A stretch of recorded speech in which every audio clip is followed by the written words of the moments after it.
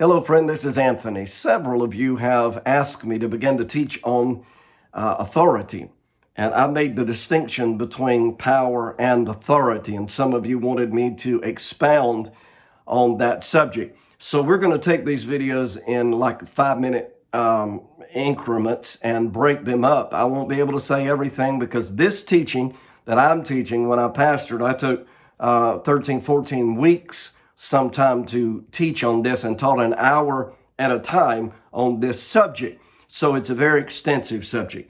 But the Word of God begins to pick up very quickly on the words dominion and authority early in the creation story. Genesis chapter 1 and verse number 26, the Bible said, "And God said," that's the way God created everything, by the words of his mouth. Don't get me started on that. "And God said, let us make man in our image after our likeness." Now, don't just read the Word of God and skim over things and just run over the top of things and think you know what he said. He said, let us make man in our image after our likeness, in our image after our likeness. He said, let us create man exactly like ourselves. Let us create man with the same dominion, same authority, same power over adversarial forces and things that may come against him. Let us create man with the same sphere and the same influence of authority and power that we have within ourselves.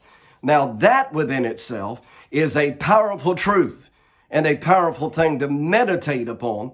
And you might just need to take and meditate upon the fact that you were created not in the image of an angel, not lowlier than an angel that many people teach. You were created in the God status. You were created in the God class. You were created in his image and after his likeness.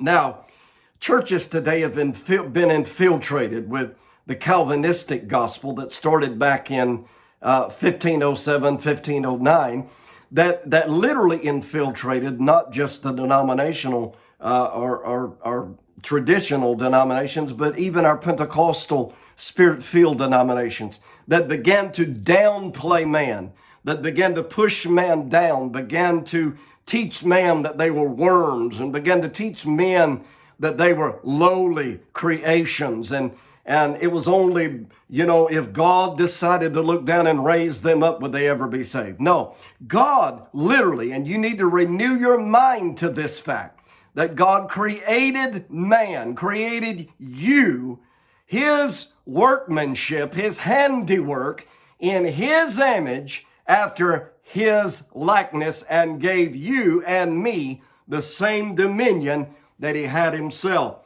And he went on to say that. He said, let them have dominion. Let them have dominion over the fish, over the cattle, and over everything that creeps upon the earth.